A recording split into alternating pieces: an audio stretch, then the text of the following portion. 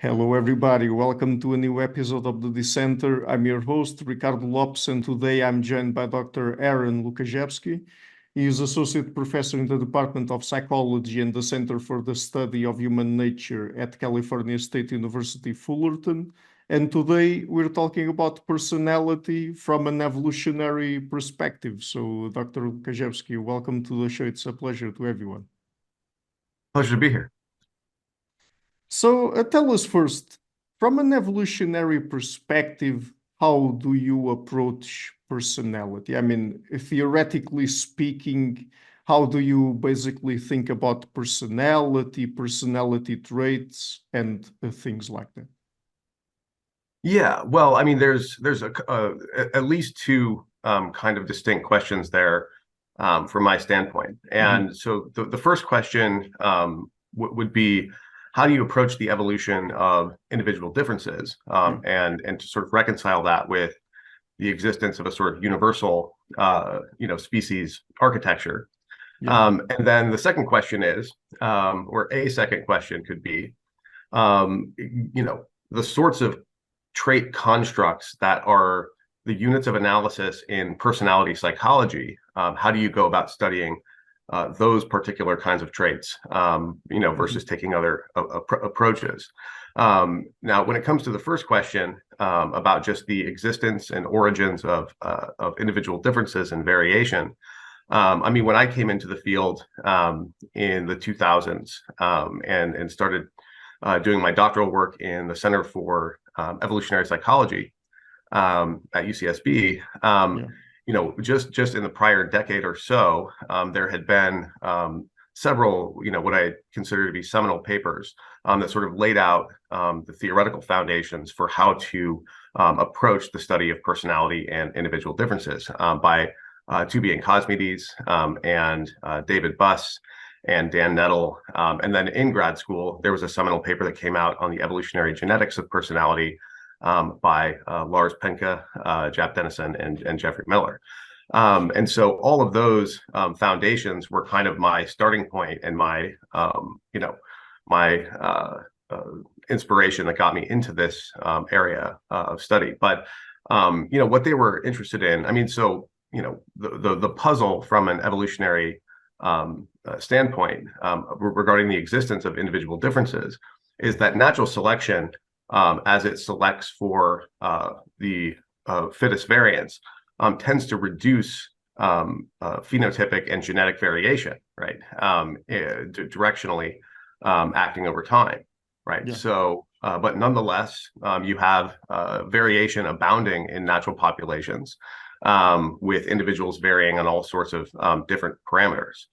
And so, the sort of evolutionary psychological framework overall entails the assumption that humans are best characterized as a sort of constellation of species-typical evolved systems, right? Evolved behavioral regulation systems. And so, the question is, what's explaining the existence of the variation? There are a number of different proximate and ultimate explanations that these earlier papers identified, right? So, Tooby and Cosmides had emphasized the role of just sort of genetic noise in creating personality differences, right? So, pathogen-host coevolution is going on, and sort of constantly, the pathogen-host coevolutionary arms race is sort of constantly changing which genes promote optimal, pathogen resistance from generation to generation. And those genes also have impacts on all kinds of other things, right? And so that can result in psychological and behavioral variation that is not itself functionally or adaptively patterned in any way. And then you always have mutations being introduced into reproducing populations. So that's another source of sort of noisy genetic variation. And so, the argument that they put out is that put forth is that, the sort of default assumption about the existence of variation should be that it's fundamentally noisy, right? And not really functionally patterned. Right. But they also acknowledge, and other people elaborated the viewpoint that natural selection can also create and maintain individual differences through a variety of different ultimate mechanisms, right? So fluctuating and or balancing selection on a phenotypic continuum, for example, can create differences across space or across time in sort of average distributions of some behavioral or psychological dimension, or of course morphological as well. And so you can have natural selection actively maintaining variation in a variety of ways. And so, sort of outlining all of those, possibilities was a major, contribution of this work in the 90s and 2000s. And so that's where I came into the field and, and started studying personality. Now, at that time, the most sort of tractable starting point was to say, okay, personality psychologists have figured out, the sort of main dimensions of personality that exist by doing lots of, sophisticated psychometric stuff and quantitatively rigorous, multivariate analyses and so on. And so I started with the extroversion continuum and looking at it sort of in a functional framework, saying, okay, the broad assumption that guiding all of this work is that there can be trade-offs between the costs and benefits of different trait levels, right? So looking at the extroversion continuum, right? Individuals who are high in extroversion, tend to seek status and social attention, form relationships with lots of people, and build coalitions, draw attention to themselves, etc. And people who are lower on the extroversion continuum, are less interested in those aspects of social life, and less interested in status and so forth, right? So looking at the empirical associations that existed between the extroversion continuum and various life outcomes and how people spend their time, then you can come to some ideas about what factors in the environment, right, or elsewhere in the phenotype might be modulating the magnitudes of those costs and benefits along the continuum, right? And then you can get some traction on hypotheses about what extroversion might be adaptively patterned in relation to, right? For example, we found that physically stronger, especially men, tend to be higher in extroversion because they're more likely to get the benefits of extroverted strategies and less likely to pay some of the costs, right? Like coming into conflict with other people and so on, right? So that was my sort of entry into evolutionary personality science. So there's lots of things to break down there. Let me ask you perhaps first this question. How do you approach personality traits? I mean, from an evolutionary perspective, do you think of them as adaptations, or if not, what is exactly the kind of approach you have to them? Right. So I think the answer to the question is yes, no. It's possibly the wrong question, but it's also possibly the right question. And so what I mean by that is it depends on which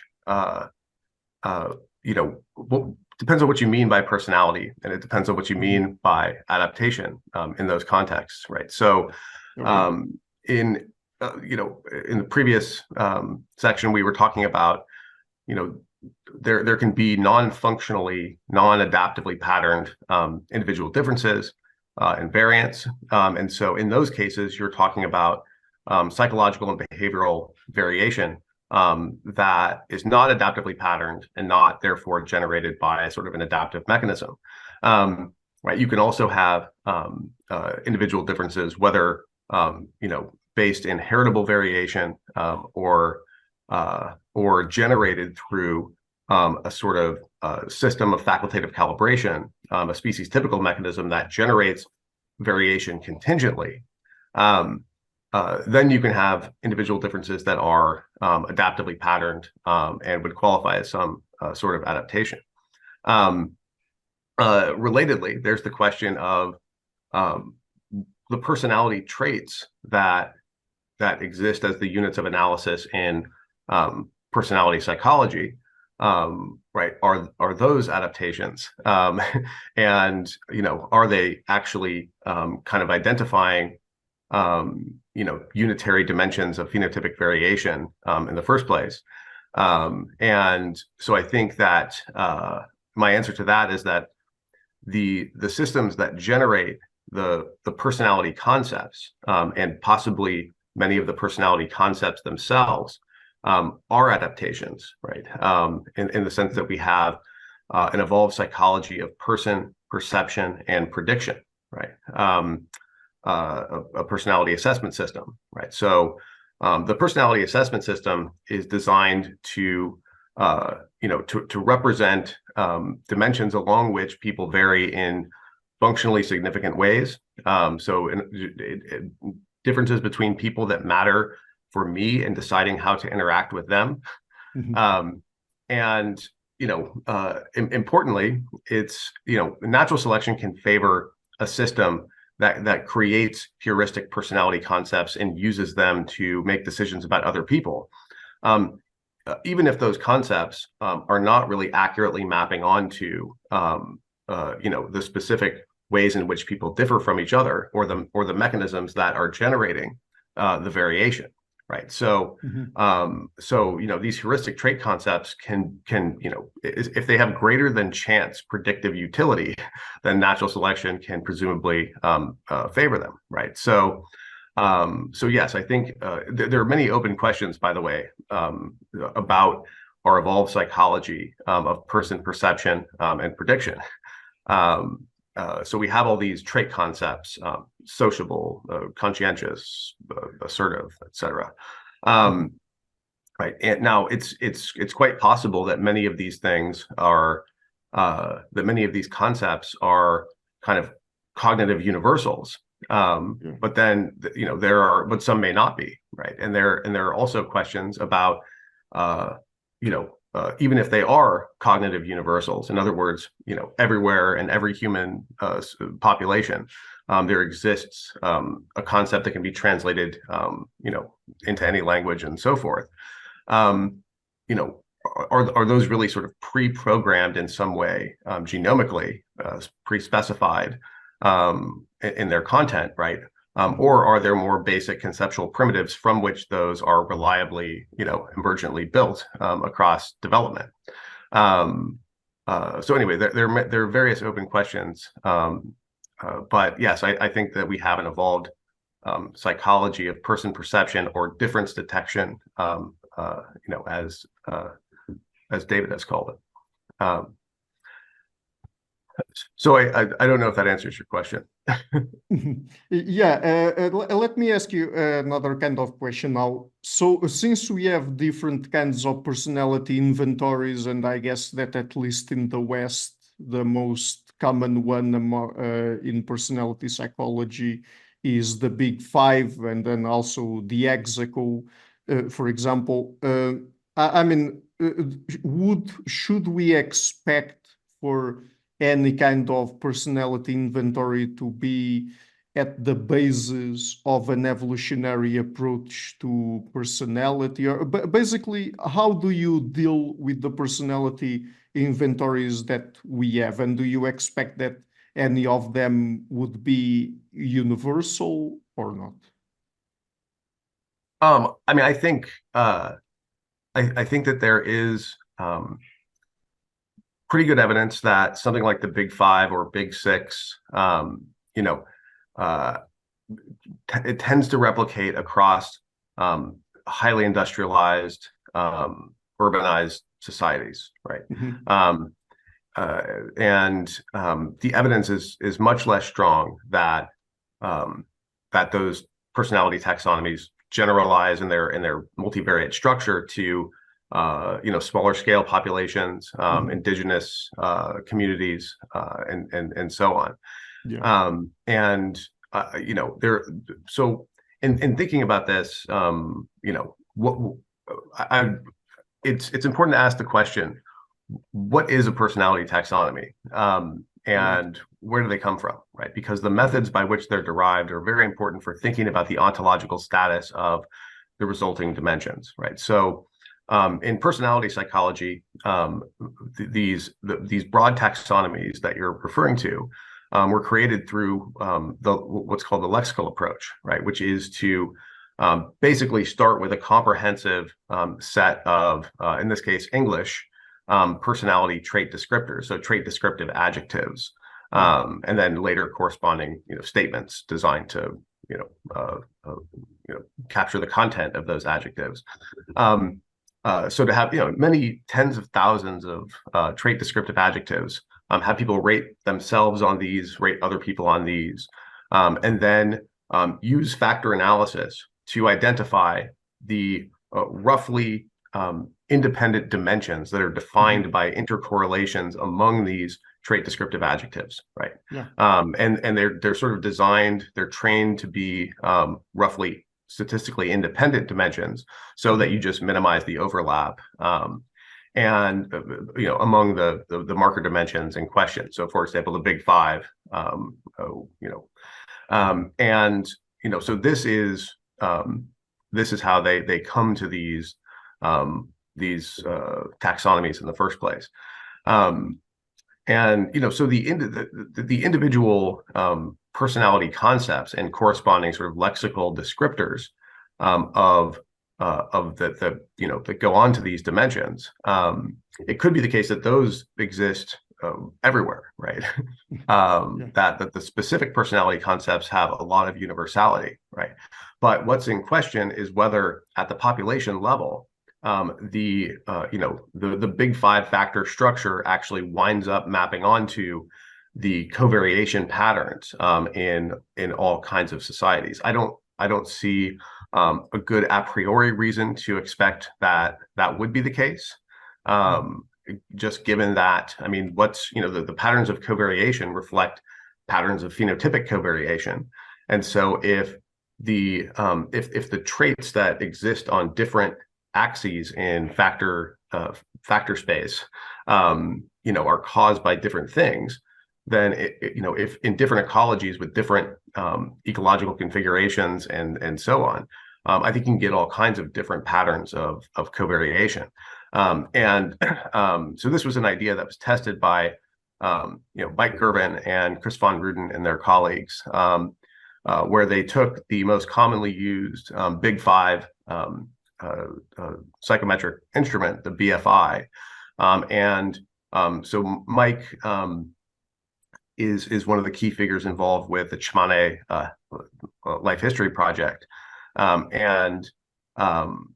they work with a group of indigenous forager horticulturalists in the Bolivian Amazon, and so what they did is they went to Chimane land and they took the BFI and they translated it from Spanish into the indigenous language and back, and then they administered the 44 of the items in the BFI to hundreds of people, hundreds of Chimane residents, and they did this through kind of an interview format, where because they're not accustomed to using like Likert type scales, so 1 to 5 and circle a number kind of thing, but they did a sort of some of that. And what they found was that the big five factor solution was nowhere to be found at all. The factor structure looked very, very different in the Chimane than it does in any weird society.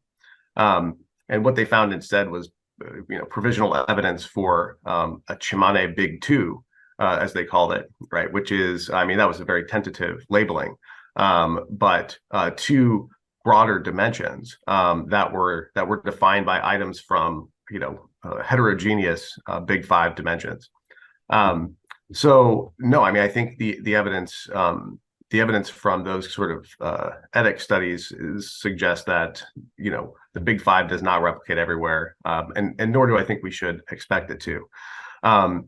Increasingly, there's work by, for example, Amber Thalmeyer and Gerard Saucier, and they're building sort of more emic, personality taxonomies that are specific to indigenous communities, and it's difficult to imagine a world where you have just an emic taxonomy that only applies to a single population.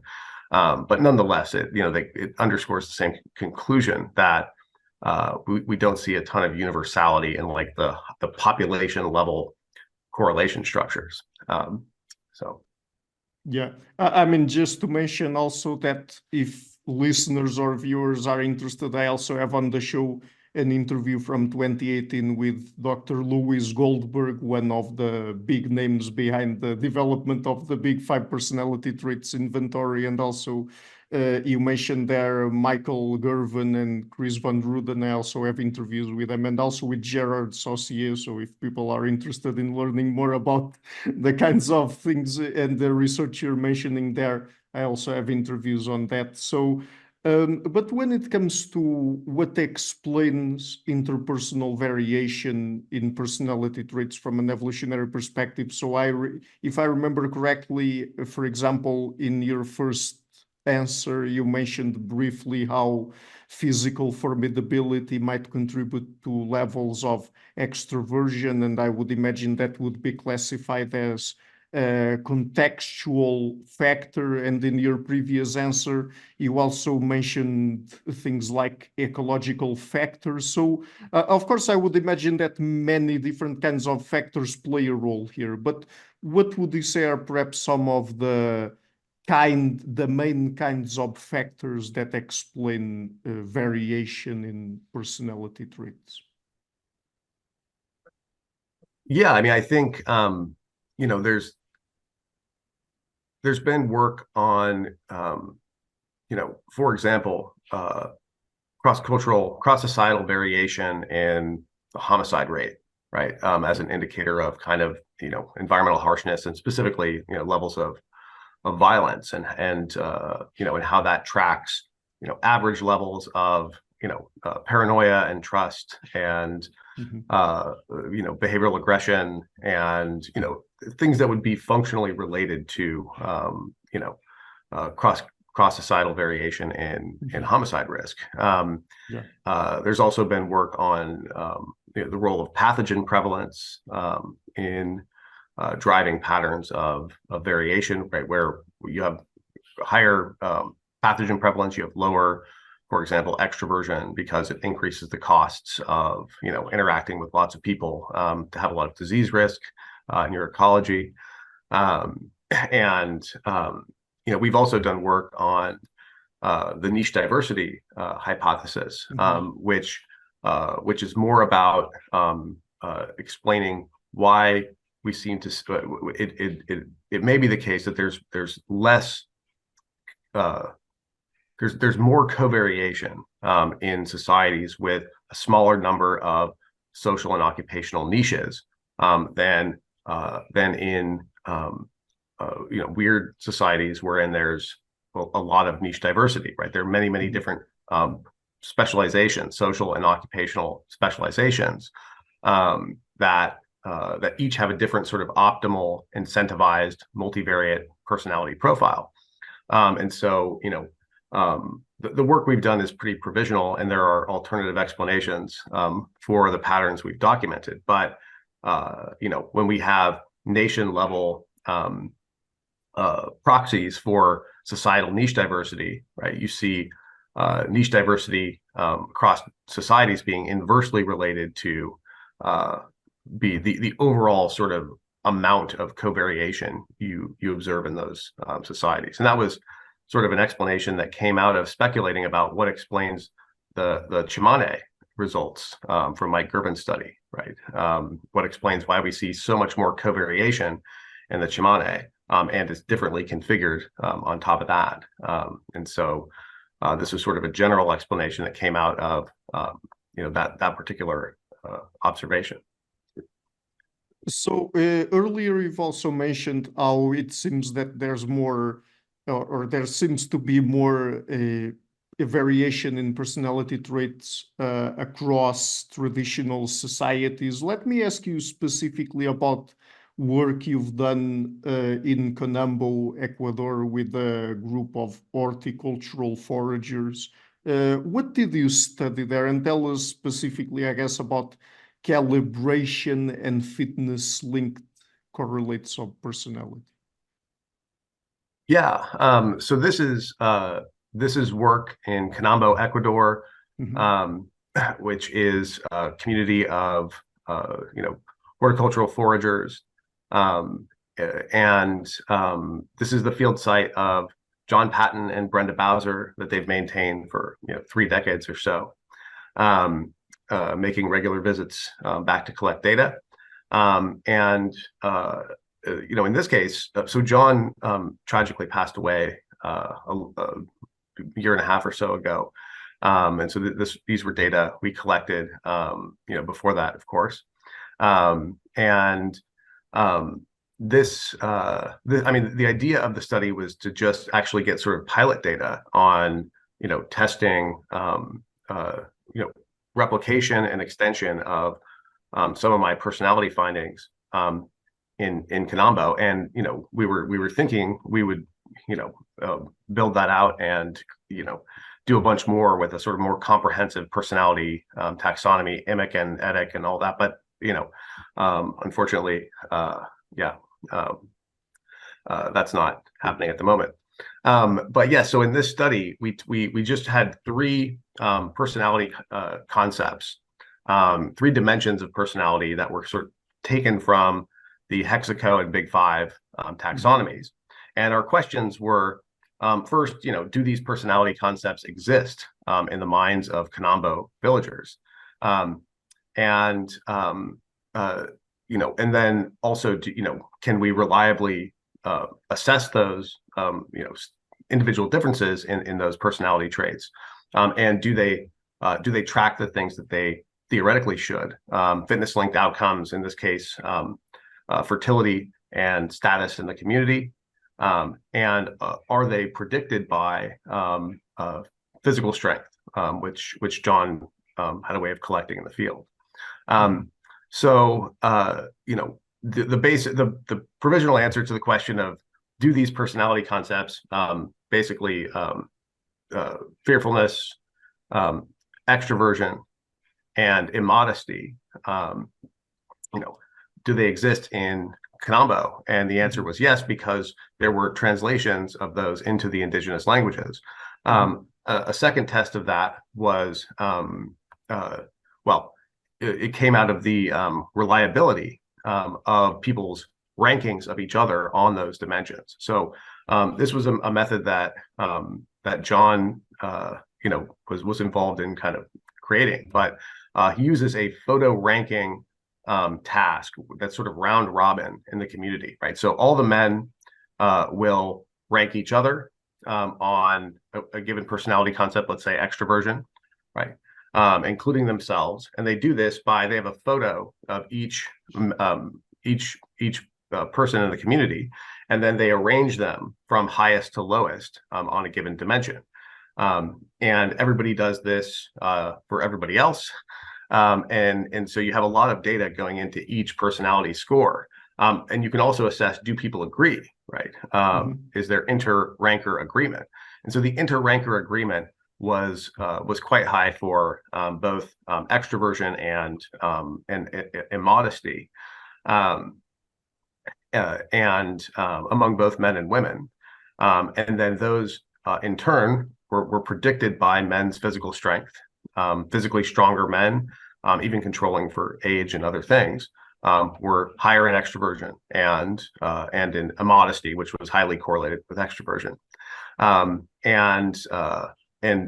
men higher in extroversion and immodesty had more offspring, and the same basic patterns, aside from the physical strength correlation, were observed for women. So right, so these are together the data suggests that these specific personality concepts, sort of, in this case, imported from the Big Five and Hexaco taxonomies, exist with common meaning in the minds of Conambo villagers, and individual differences on those dimensions appear adaptively patterned in relation to physical strength, which is a hypothesized calibrator of those dimensions, and in terms of fitness-linked outcomes, right? Personality was especially strongly tied to status, right? Extroversion and immodesty correlated with social rank in the community very, very strongly. So, in a more sort of broader question, do you think that there are broader lessons about personality traits that we can learn from studying these sort of more traditional societies? Yeah, absolutely. I think that I mean, there's a lot of value in just testing the consistency of both the content of the personality concepts and the correlations with outcomes in people's lives and so on in as many diverse ecologies as possible, especially when the hypothesis in question being tested posits species typicality or some kind of universality. So that's always inherently valuable.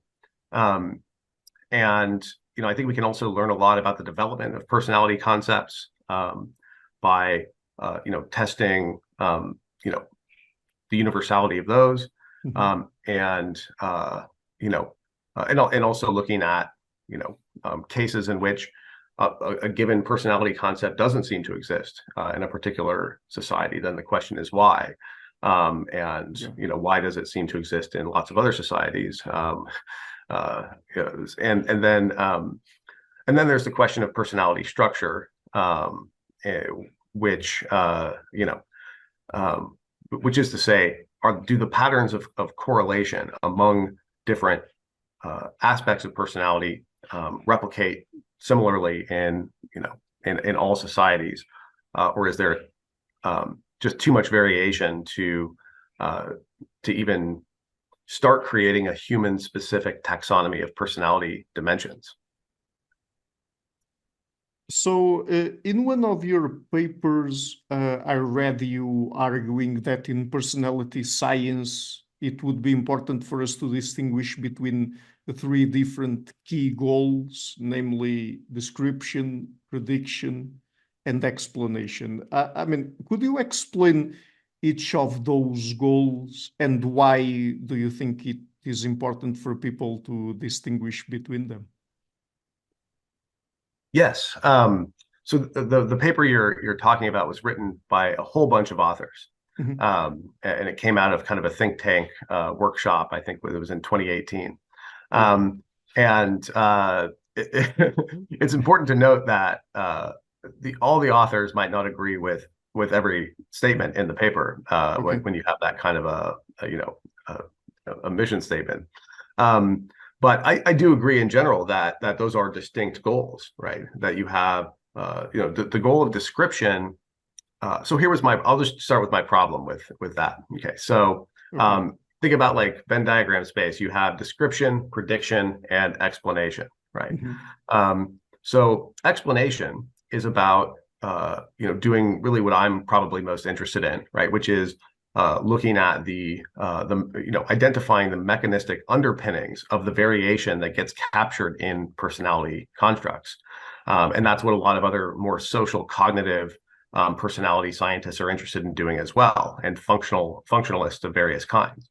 Then you have the people who are interested in prediction, which is to say, they might even be skeptical that you can infer mechanistic explanations in some cases, or question the value of doing it, because what they're interested in doing is basically using essentially machine learning type models to just sort of figure out what data can we collect about people that allows us to predict stuff about their behavior and their life outcomes.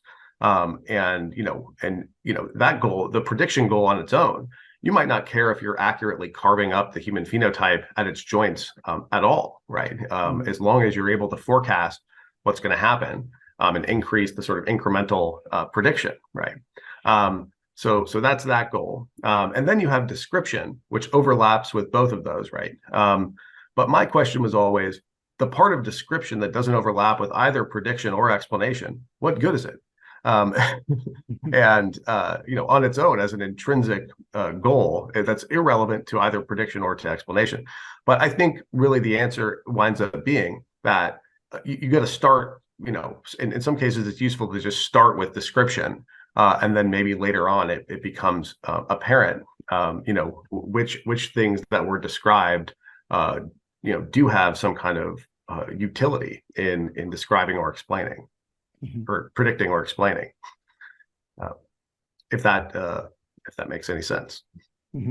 But do you think, here, just to be perhaps a little bit more concrete, do you think that if people do not keep in mind the distinction between these three different kinds of goals, perhaps there would be problems for personality science in terms of how people theorize about personality and personality traits and how they approach methodologically the study of each of these three kinds of goals?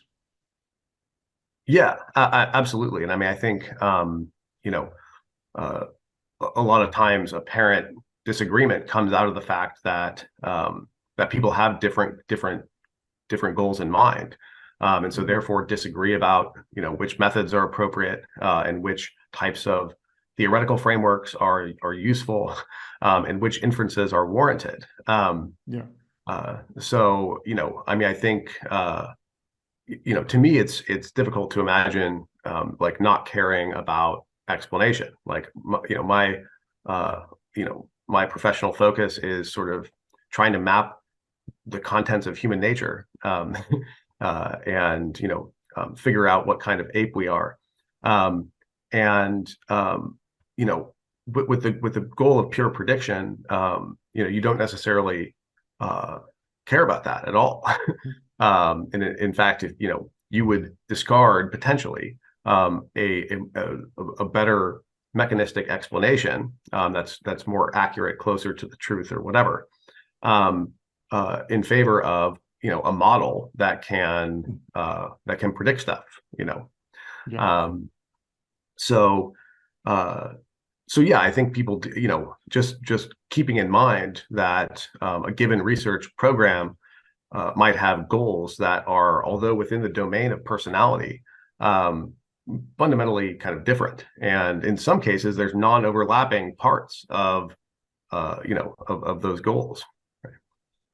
But it's not a problem if different researchers tend to focus their research on personality on one of these key goals, right? It's just that they probably should keep in mind that the other two are also important if we want to have and develop a full understanding eventually of how human personality works, right? Yeah, absolutely. Yes. Yeah, I think as long as people are clear about what their goals are, then it's all great. I think a lot of the work being done by people who don't care about explanation is really impressive and interesting, and quantitatively powerful, and and all those things, and also has applications in real world contexts and organizations. Organizations want to know about these things. Like, they don't care if you're like getting the science of the mind right. They care about, can you tell me which of these types of people is going to be the best in this role? And I'm not saying that everybody doing that is getting it wrong. I'm just saying it's irrelevant, right? Whether you're accurately identifying the sort of important personality characteristics that map on in a clean way to underlying mechanisms or something. They simply don't care, and nor should they, right? They're focused on the bottom line.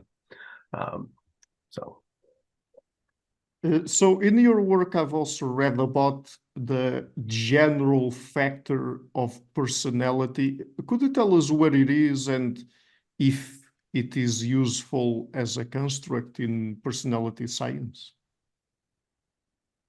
Yeah, so the general factor of personality refers to the correlations among the big five dimensions, right? So I mentioned before, the big five uh, personality traits are designed to be orthogonal, which is to say uncorrelated with each other.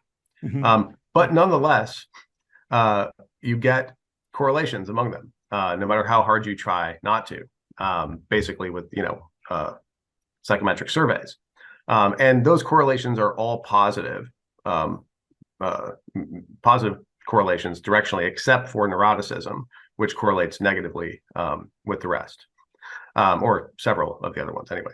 And so the general factor of personality it captures the common variance shared by all of the big five personality dimensions. Now, I don't think it's an unreasonable, possibility in a given population that there would be, overlap between, some overlap at the population level between these dimensions. But it's also possible that we're looking at a methodological artifact of the psychometric instruments being used to collect the self ratings or the ratings of other people, right? And so there's I haven't tracked the debate super closely, but there's a debate between people who think the GFP is real and reflects some kind of general awesomeness factor of human personality, and then there are people who think there's the evidence, the weight of the evidence suggests that it's a methodological artifact that should not be treated as a substantive personality construct. And the same would be true for the still higher order but lower order. So, for example, there's alpha and beta, which are just below the general factor of personality, right? And those reflect specific, combinations of correlations beneath the general factor. And what the same correlations do they correspond to exactly? So, off the top of my head, remembering, I think beta represents a positive correlation between extroversion and openness, and alpha represents a correlation, the intercorrelations among the other three dimensions, the other three big five dimensions, but then again, they both correlate positively with each other, which that's the GFP, the general factor of personality. So I think my true answer to the question is I don't know if I care if the general factor of personality is real. And that's only because I don't know if there is an answer to it. I think might those phenotypic dimensions, whatever is being captured by them, might those things correlate a little bit in some populations at least? Yeah, sure. That's reasonable. And you might also see populations in which they're totally uncorrelated. When you look at the actual phenotypic variation, apart from the measurement error. So I'm not really sure. But if the GFP is real, wouldn't it be sort of analogous to the G factor when it comes to intelligence, or not? Yes, and that's very much how the some of the proponents of the GFP think of it, right? They look at it as sort of a interpersonal effectiveness factor, right? As I said before, sort of how awesome is your personality, right? I mean, the GFP basically captures having a socially desirable personality, right? But that also plays into the alternative explanation that social desirability biases in responding, for example, could create the GFP or other higher order factors as an artifact, right? It's harder to argue that the psychometric G factor, the intelligence G factor, is a method artifact, because many of the tests, are scored in entirely different metrics, and just have sort of non-overlapping task demands and things like that. But with the GFP, you're always looking at correlations on scales measured in a common metric. So method artifact will always be a sort of alternative explanation. But my sense of people's assessment of that debate is that the method artifact people have won, but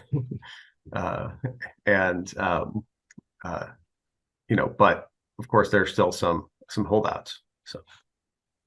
Okay, so just another question about it. Do you think that if it was real, the general factor of personality, that perhaps people who work on the big five, or even, for example, the Hexaco, would have to perhaps rethink how they approach those personality traits? Because usually we hear from them that they vary independently from one another. But if a GFP was real, I mean, would that still be the case?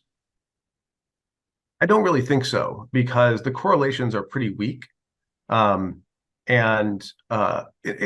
think it depends on what you're trying to do with the dimensions in the trait taxonomy, right?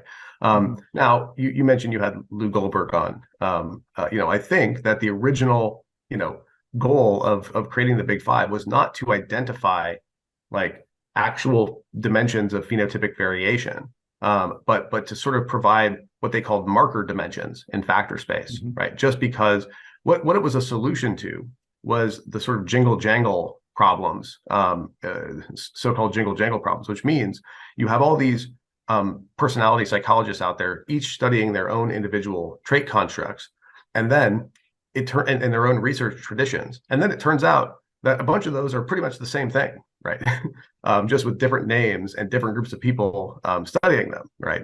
And so they said, well, this is crazy. We need to have some common agreed upon, multidimensional space where we can locate any particular, trait construct as existing on or near, or perhaps independent from one of these like higher order marker dimensions, right? So thinking about it like that, I think it's not really a problem if the marker dimensions don't wind up being entirely orthogonal to each other.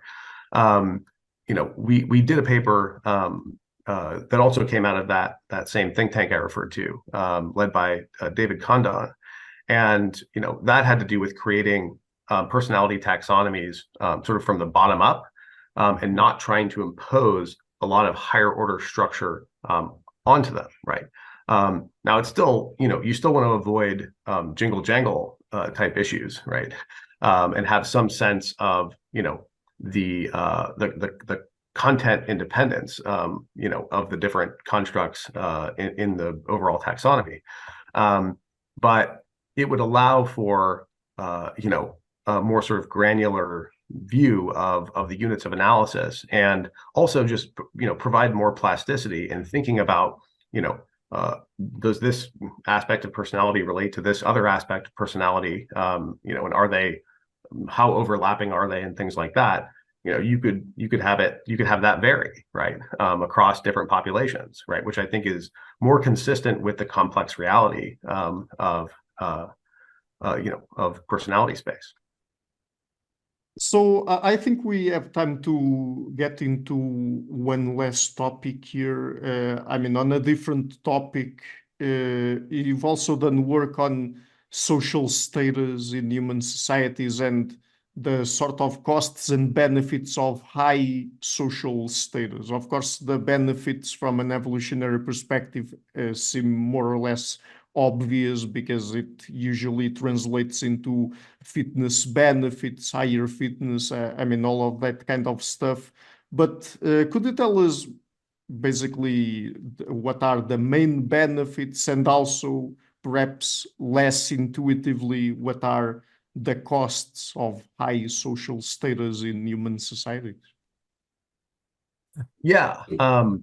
Well, right. I mean, you hit the nail on the head identifying the benefits. I mean, the evidence is pretty strong that having high status at the community level in pretty much any human society is associated with a range of privileges and prerogatives, and how many people count you as an ally and support you in coalitional situations.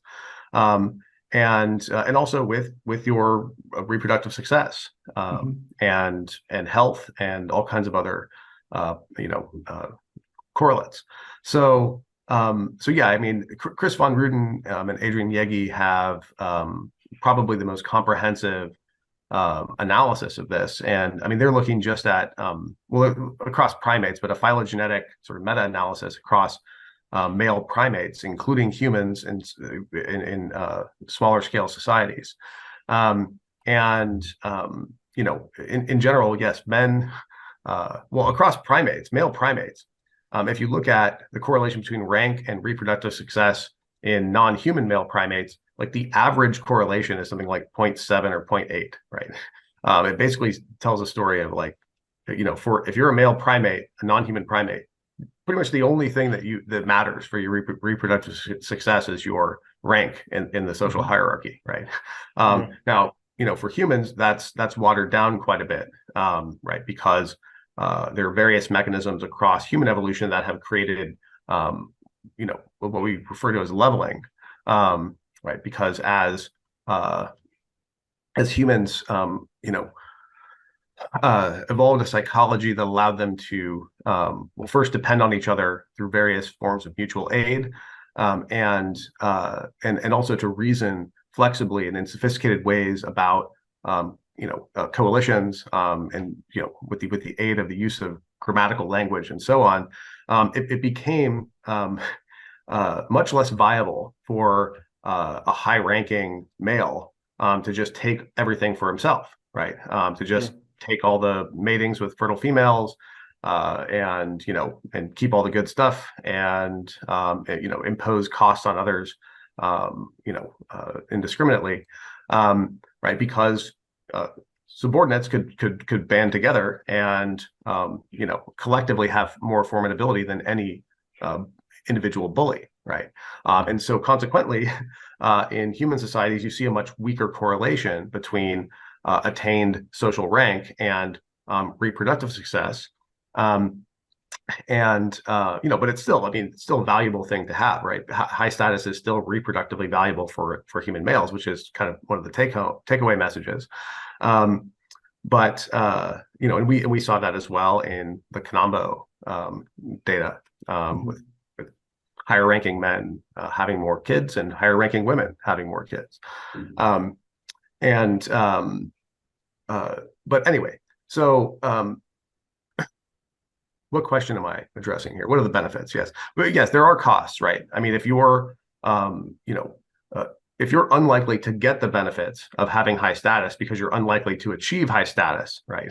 Then investing in the pursuit of status is it's a misallocation of resources, right?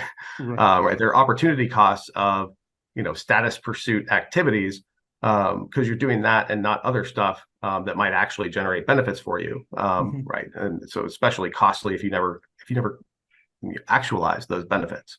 What we were talking about a moment ago, I mean, much of the the work I've been involved with in social status has been about the acquisition of status, right? The different pathways there are to attaining high rank in human communities.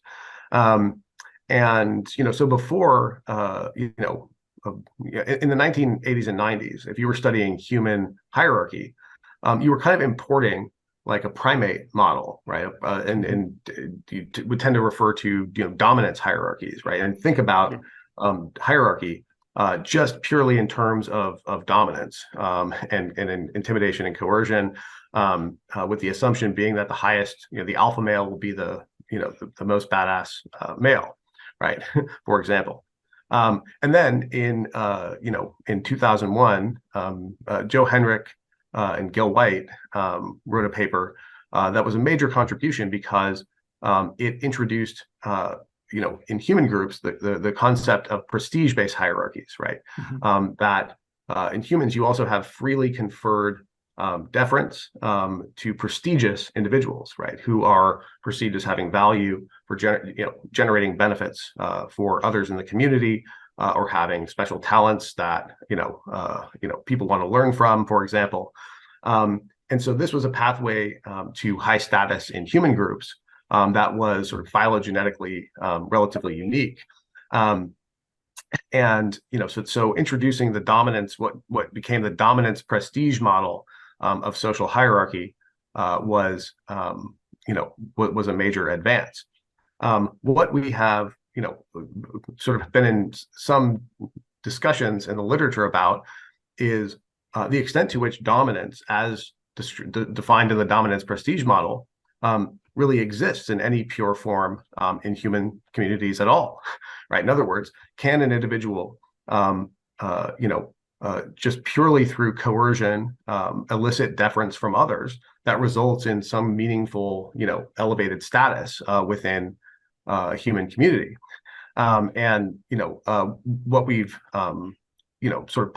what we've argued is that when you have behaviors that look dominant, assertive, aggressive, and things like physical formidability, predicting social status and how much social status other people think you deserve, it's mediated by the fact that strength can be used for both good and evil, right? Physically more formidable individuals can use their formidability to generate benefits for the community, right? By for example, punishing cheaters and free riders, and incentivizing other people to do what they're supposed to do, and so on, right? And so it's not necessarily the case when you see, in the dominance prestige literature, especially as it's applied in other disciplines and so on, it's very much the assumption that if you're high in dominance-based status, you got where you are through, imposing costs on others or threatening to, and people are backing down to you out of intimidation, right? But as I said before, humans have, subordinate leverage in virtually every community and organizational context, right, where subordinates can band together and prevent aggressive individuals from taking what they don't deserve. And so, the question, we've been posing in the literature and providing analyses to sort of highlight is, this sort of prestige via dominance model seems to be able to explain a lot of the observed correlations between dominant traits and attained status, right? Now, we don't necessarily think that dominance-based status is impossible or that it doesn't exist, right? But it probably comes down to semantics, because it depends on how you define, status, for example, right? If status is something that has to be sort of collectively acknowledged and sort of given to you, right, then you're very unlikely to get it through purely dominant and coercive tactics, right? And but if status is defined as, for example, just having a reputation for being a badass that you don't want to mess with, right? Then yeah, sure, dominance-based status certainly would exist, right? You could have a reputation for being, being formidable and someone you don't want to mess with, but still, maintain decent, relations in the community, right? It doesn't mean you're going to be the highest ranking person at the community level politically or whatever, right? But you would have a form of dominance-based status. So yeah, the work we've been doing with Patrick Durkee and David Buss and Jim Roney and Cameron Anderson has been just trying to break the concepts of dominance prestige down into their sort of constituent components. But I mean, I'm not sure if you touched a lot on the costs side of the question there. So if someone has high social status in human societies, either through dominance or through prestige, what might be some of the costs that they might incur? Well, I mean, I think the costs, it's mostly net benefit, right? So if you're a high-ranking person in a human community, there are costs, right? But so for example, everybody wants stuff from you all the time, right? You sort of have an obligation to perform certain political roles usually. I mean, it's going to be obviously highly variable, whether you're talking about an organizational context or, a small scale community, and then across small scale communities. But, it's going to tend to be the case that if you have high status, you have obligations, right? You have implicit or explicit obligations to other people in the community to intervene in third-party conflicts, to again provide political leadership, to mediate conflicts between households, possibly in some cases to provide, right, to give up resources when other people are without, right, and so all kinds of things that are kind of expected of you. Now, if you're able to maintain, the high-ranking position, however, by doing those things that yes come at a cost, right, then the evidence suggests that it's worth it reproductively, right, because you've been able to attain high status, and then you've been able to, at least probabilistically on average, cash in on the investment, right? But I mean, there probably are cases where, because of resource scarcity or whatever, having high status just isn't worth it, right? The juice isn't worth the squeeze. And maybe some individuals wind up having high status in a community over time. And, because of all the obligation and, everything else, it just doesn't wind up paying off. So yeah, I mean, I think, I'm talking about things in the aggregate, right? On average, the data suggests that, it's really mostly benefit. Once you are in a high-ranking, sort of position in the minds of people in your community, this form of kind of social capital is net beneficial. But yes, comes along with it's a double-edged sword, right? Various obligations to other people that you probably often wish you didn't have. And I would imagine that at least in some contexts, being high social status would induce a lot of stress because of you having to provide and having to intervene and having to do stuff for other people to keep. Also because the social status has to be maintained, right? And I guess that's another aspect to it. It's not just that you acquire it and it's there forever. You have to maintain it as well. Right. Right. Absolutely. Yes. You have to make sure that you're maintaining your political support for all the people that have, supported you, previously, and don't run afoul of those people. And, again, deal with the politics of conflict between your allies, for example, right? Because, I mean, whatever, if you lose both allies, then that's destabilizing. I mean, even chimpanzees and pig-tailed macaques deal with these kind of politics, right? Where, the alpha male needs to make sure he at least maintains his alliances with the next two ranking males or whatever, right? And, because they can decide to depose him, and frequently do. And even alliances, with females, who can sometimes form multi-individual, revolutionary groups as well. So yes, I mean the politics of human hierarchy are complicated, and it takes a lot of time and energy and judiciousness to handle it properly. Yeah, and the other aspect to it that I was also just about to mention, and you touched briefly on there, is the fact that in humans and also other species as well, there's always the risk that other individuals might come together and coordinate to depose you, right? If they are fed up with you, basically. Yes, absolutely. And so those, when that happens, Chris Bohm referred to that as a leveling coalition, right? because what its function is to reduce or eliminate the discrepancy in resource access and so on to the benefits of status, right? And in extreme cases, Richard Wrangham wrote a book recently, looking at the extreme case of when a leveling coalition goes to targeted conspiratorial killing, right? where the let's say the alpha male is so disruptive and generates too few benefits, and therefore everyone says, well, this guy has to go. And they've also talked about the role of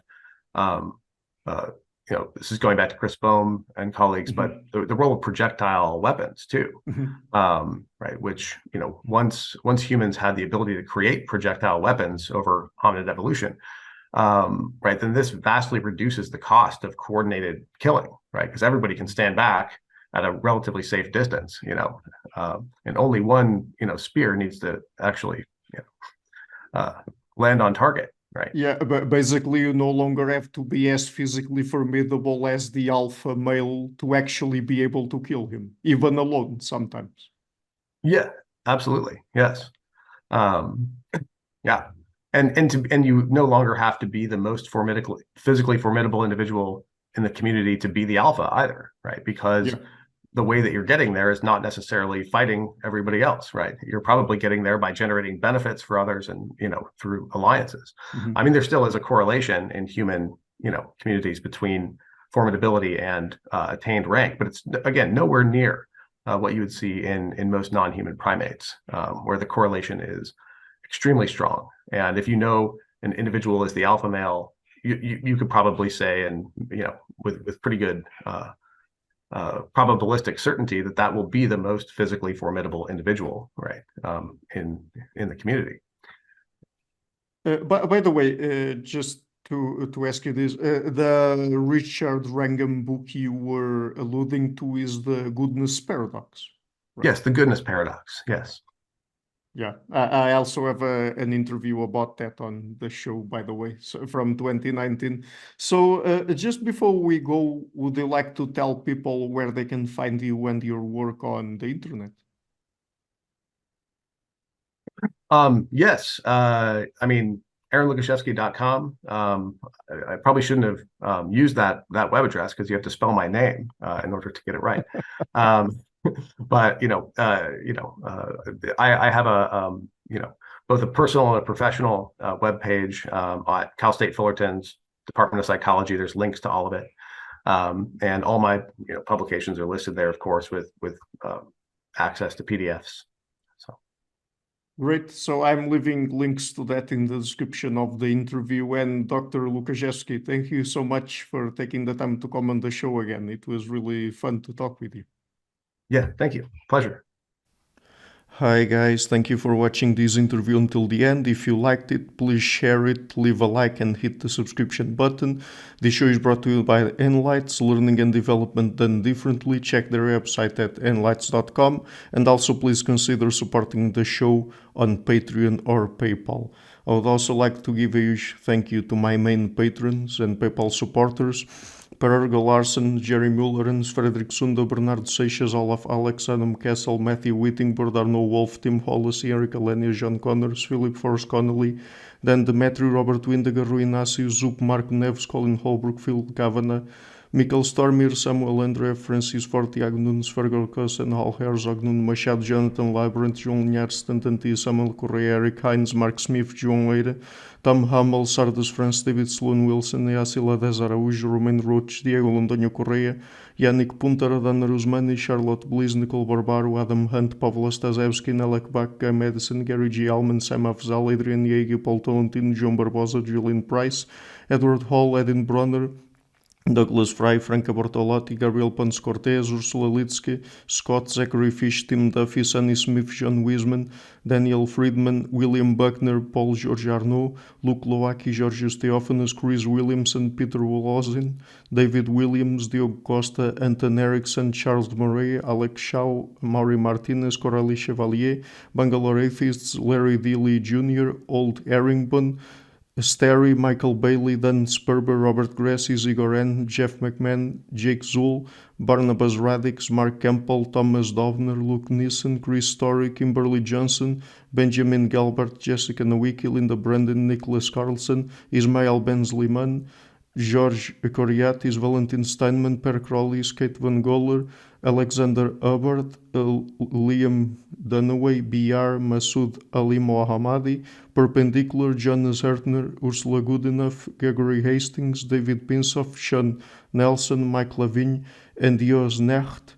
A special thanks to my producers, Isar Webb, Jim Frank, Lucas Stafiniak, Tom Vanagdam, Bernard Ugni, Curtis Dixon, Benedict Mueller, Thomas Trumbull, Catherine and Patrick Tobin, Giancarlo Montenegro, Alnick Ortiz, and Nick Golden, and to my executive producers, Matthew Lavender, Sergio Quadrian, Bogdan Kanivets, and Rosie. Thank you for all.